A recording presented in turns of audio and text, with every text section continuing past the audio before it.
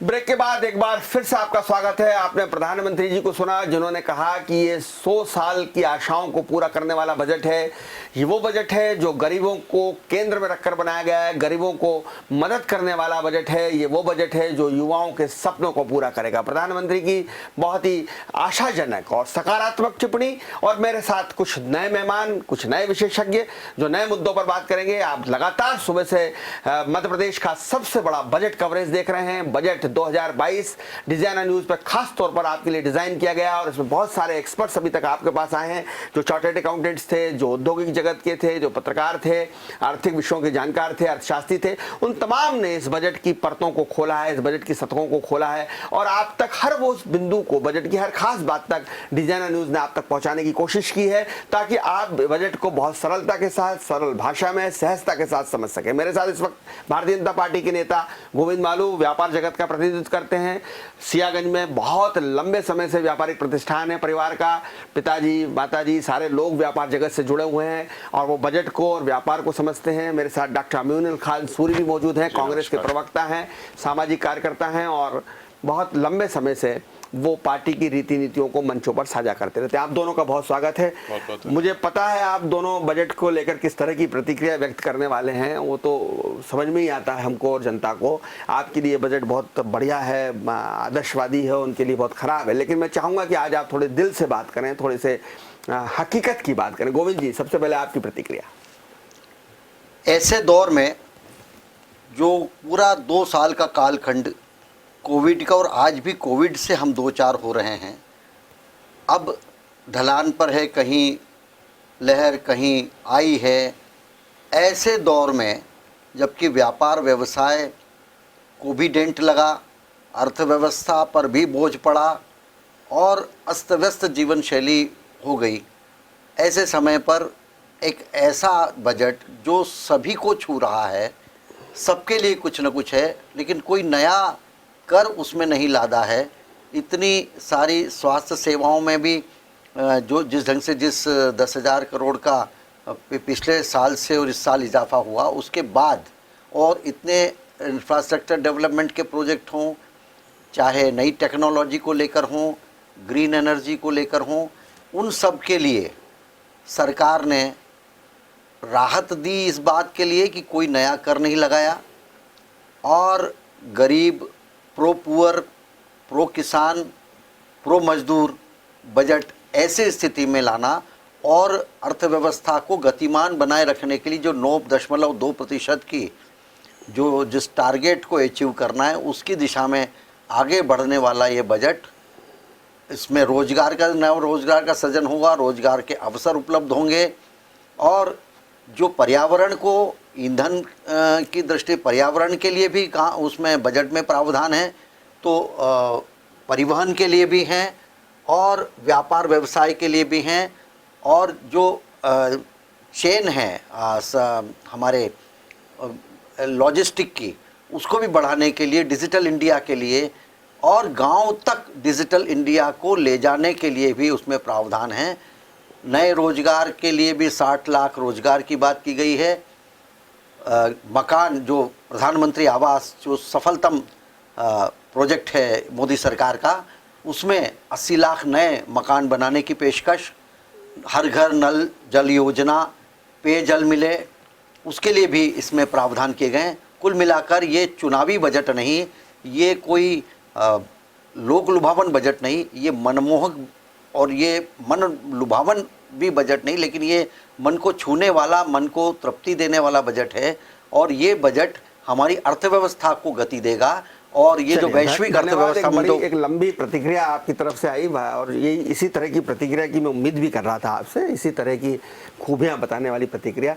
और डॉक्टर सूरी, आप कांग्रेस के नजरिए से इस बजट को कैसे देते हैं? आपके नेता ने तो कह दिया कि इस बजट में कुछ भी नहीं है, राहुल जी ने, और उन्होंने तो ये भी कह दिया कि एमएसएमई के लिए कुछ भी नहीं है, युवाओं के लिए कुछ भी नहीं है, और उनको तो ये बजट बहुत ही खराब नजर आ रहा है। तो जाहिर है कि आप कांग्रेस पार्टी की तरफ से इस बजट को कैसा देखते हैं?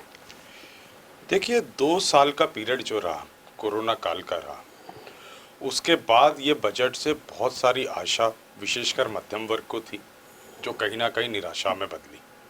2 साल में क्या हुआ? लगभग लाखों लोगों ने अपनी नौकरियां गंवाई, 84% लोग भारत में अपनी आय कम हुई। लगभग 4 करोड़ 60 लाख लोगों गरीबी रेखा के करीब आने का कार्य हुआ। हंगर इंडेक्स में भारत 116 देशों में 104वें क्रमांक पे रहा। तो जब ये 2 साल में ये चीज़ें हुई, उसके बाद नरेंद्र मोदी जी से बहुत आशा थी इस बजट में। देश का जो आम आदमी या मध्यम वर्ग है, उसकी बजट से पहली आशा क्या होती है कि इनकम टैक्स के स्लैब में क्या हुआ। जब महंगाई इतनी ज़्यादा है, आदमी के पास नौकरी नहीं है, 45 साल में भारत में सर्वाधिक बेरोजगारी है, सरकारी आंकड़ा है, मोदी जी का आंकड़ा है। तो हम चाहते था मध्यम वर्ग की इनकम टैक्स के स्लैब में कुछ राहत मिलती, कोई कटौती होती। वो कटौती मिलने का काम नहीं हुआ। उसके बाद हम किसानों पे आए, तो किसानों के लिए जो खाद की सब्सिडी थी है, जो पिछले बजट में 1,44,000 करोड़ थी, इस बजट में 1,05,000 करोड़ है। आपने खाद की सब्सिडी में क्यों पैसा कम किया? एमएसपी के लिए जो बजट एलोकेशन था, जो पिछली बार से इस साल कम है। आपने किसानों को वादा किया था कि हम एमएसपी पे गारंटी देंगे, उसका कोई जिक्र नहीं है। माननीय प्रधानमंत्री नरेंद्र मोदी जी 2014 में आए थे, तो उन्होंने किसान की आय दुगनी करने की बात की थी 2022 तक में। उसको लेके क्या है? 8 साल में किसान की आय कहाँ पहुंची? आपने दुगनी करने की बात है, उसको लेके बजट में क्या है? बेरोजगारी के बारे में मैं आपको पहले ही बता चुका हूं कि 45 साल में सर्वाधिक है। नौजवानों को रोजगार मुहैया कराने के लिए बजट में कुछ नहीं है। राहुल जी इस बात को आगे रख चुके हैं। उसके बाद आते हैं हम और सब्सिडियों में। मनरेगा मनमोहन सिंह जी की सबसे सफलतम योजनाओं में से एक थी। 15.5 करोड़ नरेंद्र लोग, मोदी जी ने उसे वो स्मारक कहा था, उसे ताजमहल कहा था। पूरे देश विदेश सभी लोगों ने उसको अप्रिशिएट किया था। लगभग इस देश के 15.5 करोड़ लोग महीने में 19.5 दिन उससे रोजगार पाते हैं। पिछले बजट में उसमें अलोकेशन था 98,000 करोड़, जो इस बजट में 73,000 करोड़ कर दिया गया। यानी मनरेगा के अंदर आपने 25,000 करोड़ कम करने का काम किया। फूड सब्सिडी में पिछले बजट में अलोकेशन था 2,86,00,000 करोड़, जिसको इस बजट में 2,06,000 करोड़ करने का काम किया। यानी फूड सब्सिडी का फायदा कौन लेते हैं? प्रतीक दादा, आप बहुत अच्छे समझ, जो इस देश का गरीब वर्ग है उसको फूड सब्सिडी का राहत मिलती है। मनरेगा में काम करने का काम कौन करता है? गांव के अंदर जो जिनको रोजगार मुहैया नहीं होता, जो श्रमिक का काम करते हैं, मजदूर। किसका पैसा आपने छीनने का काम किया? किसकी झोली में से पैसे निकालने का काम किया आपने? किसको तकलीफ पहुंचाने का काम किया? उसके बाद 2 साल के अंदर आदमी के पास आय नहीं, पैसा गिरा, महंगाई चरम सीमा पे है। पेट्रोल डीजल को लेके इस बजट में कुछ भी नहीं है। हमारी जो गृहिणियां हैं, एलपीजी का दाम किस तेजी से बढ़ रहा है, उसको लेके इस बजट में क्या है? अब आप आते हैं ट्रांसपोर्टेशन में। आपने माल भाड़ा बढ़ाने का काम किया रेलवे के अंदर, आपने रेल की यात्रा महंगी करने का काम किया, उसको लेके नहीं है। 8 साल में आपने जो कुछ किया उसके बारे में आप चर्चा करने को तैयार नहीं हो। आपने साल में 2 करोड़ रोजगार की बात की, 7 साल में 14 करोड़ रोजगार देने चाहिए थे, आपने 14 करोड़ रोजगार छीनने का काम किया। देना तो दूर की बात है। उसके बाद अब आप 25 साल का नया जुमला लाओ, अमृत योजना। अरे 8 साल में आपने बोला था 2022 में किसान की आय, नहीं एक मिनट, एक पॉइंट और आखिरी, आपने किसान की आय दुगनी की बात की थी, रोजगार की बात की थी, 2022 में बुलेट ट्रेन की बात की थी, आपने स्मार्ट सिटी की बात की थी, आपने मेक इन इंडिया की बात की थी। वो सब कहीं नहीं है 8 साल का। अब 25 साल का नया जुमला कि अमृत योजना। आप किसको बेवकूफ बनाने का काम कर रहे हैं? इस देश की भोली वाली जनता को। ये सपने देखने का हक तो है। गोविंद जी, मुझे लगता है कि पूरी जानकारी के अभाव में इतनी सारी बातें आई हैं। मनरेगा का बजट पिछले पेंडेमिक में कितना बढ़ा, जो पहले था बजट में, उसके बाद और घोषित हुआ ताकि रोजगार का सृजन हो। और वो जो आप बता रहे थे कि मनरेगा को ये कहा था, तो वो उत्पादन के साथ नहीं जोड़ा था उसको। अब उसकी प्रोडक्टिविटी, वो केवल गड्ढे खोदने भरने का काम नहीं था मनरेगा में, जिसमें भ्रष्टाचार होता था। अब तो सीधा डायरेक्ट बेनिफिट ट्रांसफ़र में उसमें जा रहा है। और जहाँ तक फूड सब्सिडी का और फूड बड़ी योजना का सवाल है, अन्न योजना का, वो तो लगातार जारी है। और पूरे पेंडेमिक में ये नवंबर दिसंबर तक पूरी तरह लोगों को मुफ्त का 80 करोड़ लोगों को फ्री अनाज देने का जो सरकार ने इंसेंटिव दिया है, सामाजिक कल्याण का काम किया है।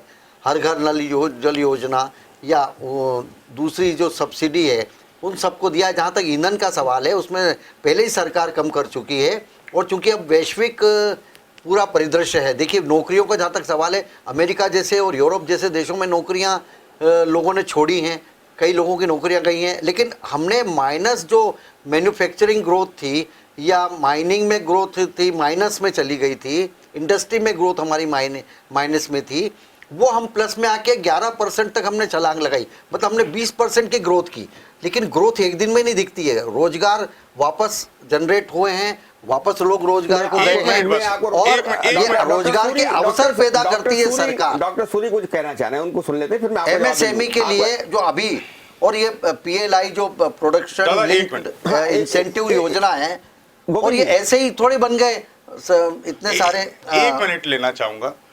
गोविंद जी ने बहुत अच्छी बात कही। ये जो आंकड़े मैंने प्रस्तुत किए हैं, चाहे फूड सब्सिडी के हों, मनरेगा के हों, या फिर खाद के जो सब्सिडी के, ये 21-22 का कंपैरिजन इस 22-23 के बजट से किया है।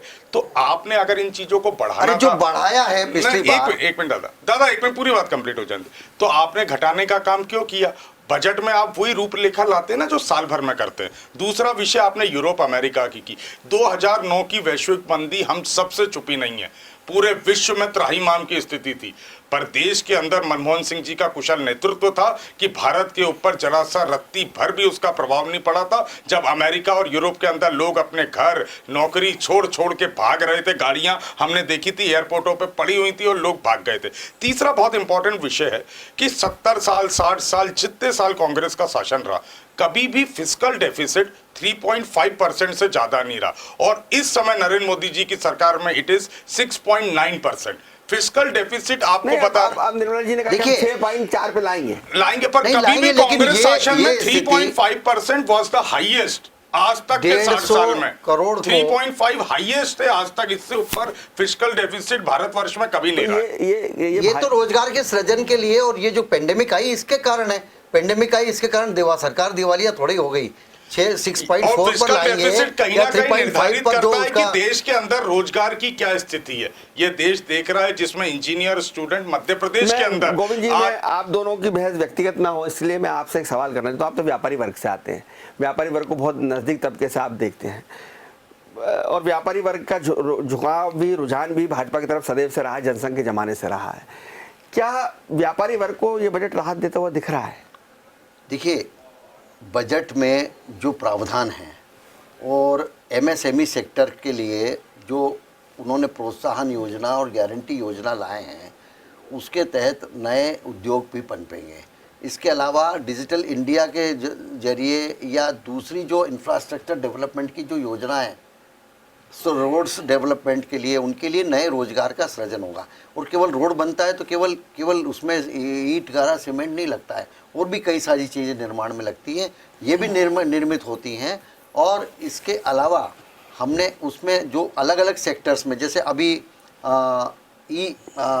इलेक्ट्रिक व्हीकल ईवी के लिए उन्होंने प्रोत्साहन की बात की इस बजट में, और उसमें स्वैप करना, ये बैटरी का छोटी सी बात है, लेकिन उसके लिए बैटरी के स्टेशन बनेंगे। बैटरी बदलना है तो वहाँ बैटरी मिलेगी, तो नए रोजगार के वैसे सृजन होंगे।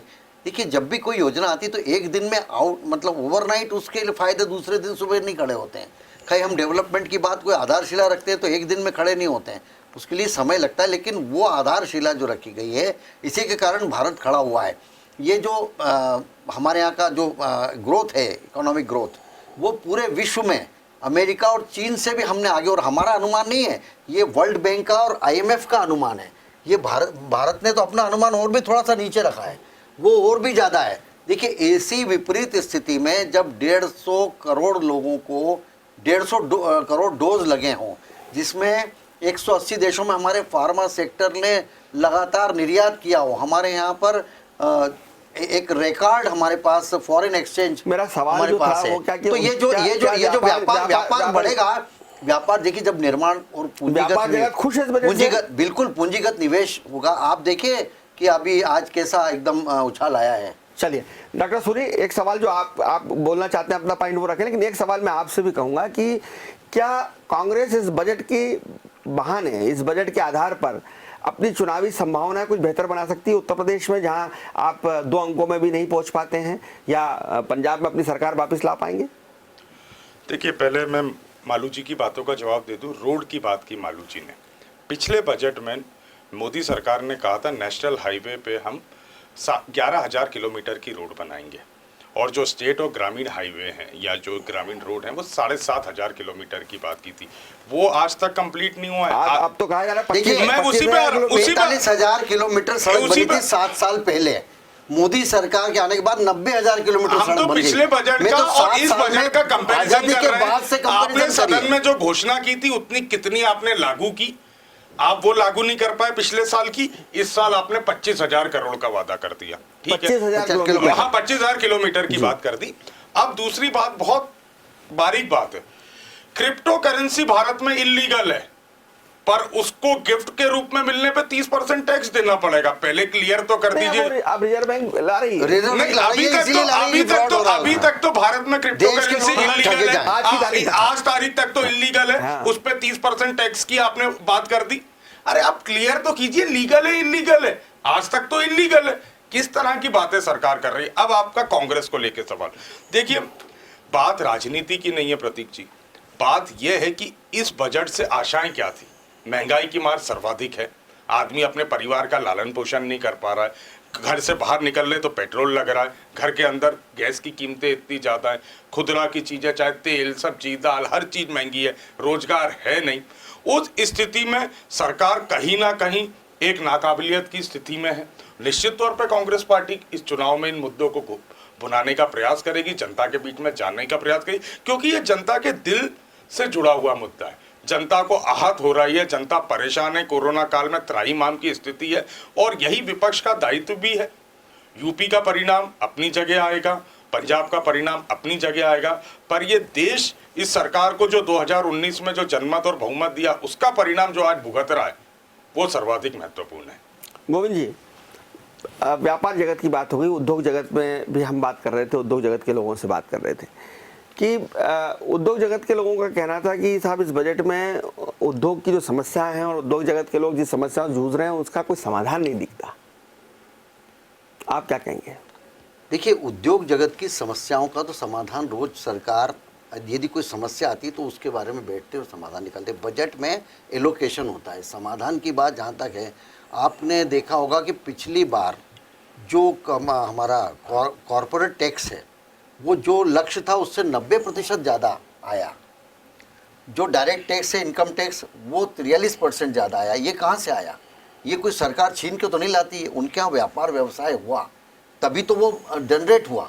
तो हमने जो पिछली बार का चाहे जीएसटी का कलेक्शन हो, चाहे डायरेक्ट टैक्स का कलेक्शन हो, उसमें रिकॉर्ड जो हमारा लक्ष्य था जिसको हमने बनाया था कि इतना हो सकता है, उससे ज़्यादा उसमें प्राप्त हुआ। जहाँ तक वर्तमान स्थिति का, पेंडेमिक का और 2009 की स्थिति में बहुत अंतर है प्रतीक जी। 2009 में कांग्रेस की सरकार में 9.2% महंगाई की दर थी, आज 5.3% है। उसके अलावा करप्शन के चार्जेस और करप्शन का जो आरोप के अलावा सिद्ध होने की बात, वो बहुत बड़ी संख्या में एक बहुत बड़े विवाद का कारण भी बना। देश भर में करप्शन के खिलाफ एक लहर चली, लेकिन भारतीय जनता पार्टी नहीं, जेल में गए। विनोद राय जो केक के अध्यक्ष ने माफी मांग ली।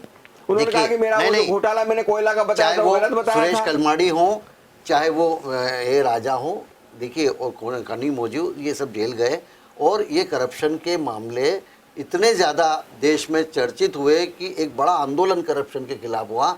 ये 7 साल में सरकार पर एक भी करप्शन का आरोप लगाना अलग बात है, कोई सिद्ध नहीं कर पाया। हमने तो सिद्ध करके बता दिया, चाहे कोल स्कैम हो, चाहे कॉमनवेल्थ स्कैम हो, कॉमनवेल्थ स्कैम हो। नहीं, देखिए, वो माफी, उन्होंने माफी मांगी होगी, लेकिन मैं क्या बोल रहा हूं, उन्होंने कहा कि मेरे आरोप गलत थे। मेरे देखिए, बाद में वो तो रिकॉर्ड पर है ना सर, कोर्ट में माफी मांगी उन्होंने। वो तो केक की रिपोर्ट में रिकॉर्ड पर है सब चीजें। और उसके बारे में देश में माहौल, केवल आप कोल की बात क्यों करें, बहुत सारे करप्शन के चार्जेस थे सरकार पर, जिसके कारण तो सरकार गई, जिसके और उसी के कारण कांग्रेस को 42 और आज भी 55 सीटों के बीच में झूलना पड़ रहा है। तो मैं ये कह रहा हूं कि सरकार ने पारदर्शिता के साथ, ईमानदारी के साथ अपने कर्तव्य का निर्वहन किया। जो गुड गवर्नेंस देना है वो दी, मिनिमम गवर्नेंस मैक्सिमम गवर्नेंस और ये मिनिमम गवर्नमेंट हमने किया। मेरा मुद्दा तो ये बजट से क्या संबंध गोविंद जी? बजट में संबंध ये है, देखिए इतनी विपरीत, देखिए से क्या संबंध है बजट प्रतीक का? जी, इस पेंडेमिक में इतनी, जिसमें हेल्थ इंफ्रास्ट्रक्चर पर खर्चा हुआ, आयुष्मान भारत में पैसा लगा और इतना मतलब 10-15-20 हज़ार करोड़ रुपया ज़्यादा लग गया।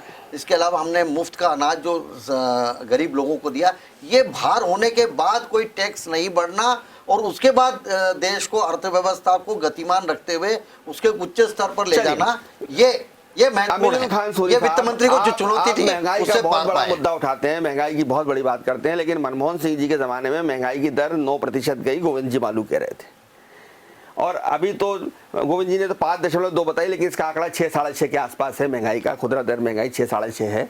गोविंद जी ने 1 पॉइंट की डंडी मार दी, मैं उसको सुधार देता हूँ। लेकिन क्या महंगाई जब मनमोहन सिंह के ज़माने में होती है तब आप महंगाई का रोना नहीं रोते? आज आपके लिए महंगाई बहुत बड़ा मुद्दा हो गया, ऐसा क्यों? देखिए, ये भारतीय जनता पार्टी पर लागू होता है कि कांग्रेस की सरकार में महंगाई डायन होती है और भारतीय जनता पार्टी और नरेंद्र मोदी जी की सरकार में डार्लिंग होती है। कांग्रेस पे ये लागू नहीं होता है। हमारे समय अगर महंगाई बढ़ी तो विश्व की स्थिति क्या थी? आज पेट्रोल डीजल की हम बात करें तो क्रूड ऑयल क्या रुपए बैरल है, क्या डॉलर बैरल है? 92। हमारे समय 137 गया था, तब डीजल 60 रुपए लीटर हिंदुस्तान में मिलता था और यहाँ पे $60 बैरल आने के बाद भी डीजल 100-110 पे मिला है। ये स्थिति है, ये कल्पना है कि आपकी क्या स्थिति है, आपकी क्या मनोदशा है। मालू जी ने जीडीपी की बात की, जीडीपी उसकी बात की आपके जीएसटी की, कि जीएसटी में बहुत ज्यादा पैसा है। जनवरी में 1,40,000 करोड़। बिल्कुल अच्छी बात है। किसी भी स्थिति को, जो आपकी इकोनॉमिक्स को देखने का तरीका जीडीपी होता है। जीडीपी में भारत की क्या स्थिति है सबके सामने। राजकोषीय घाटे में भारत की क्या स्थिति है सबके सामने। क्या इकोनॉमिक्स का आकलन कैसे करेंगे कि देश की अर्थव्यवस्था पटरी पे? आप राजकोषीय घाटा देख लीजिए, आप जीडीपी देश की देख लीजिए, उसमें क्या स्थिति इस समय देश की बनी हुई है।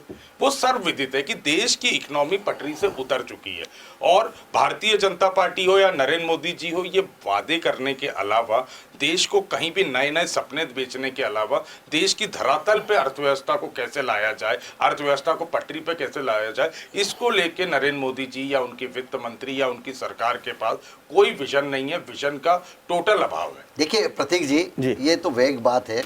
बैलेंस ऑफ पेमेंट, भुगतान संतुलन, उसकी स्थिति आज बेटर है और पिछले 2 वर्षों से भी ज्यादा विदेशी मुद्रा का भंडार ज्यादा है। और दूसरी बात मैं कहूँ, जहाँ तक महंगाई की आपने बात की, मेरे को ये कहते हुए मैं बताऊं, पिछले कई सालों से ये बात है 66 की। बेलजोड़ी कब थे चुनाव चिन्ह? हाँ, उसी समय 69 के पहले आपका दीपक था, उनका बेलजोड़ी 69 के पहले। और बेलजोड़ी के बाद एक नारा लगता था, आपको याद है, तब एक नारा लगता था कि कांग्रेस के बूढ़े बैल खा गए शक्कर पी गए तेल।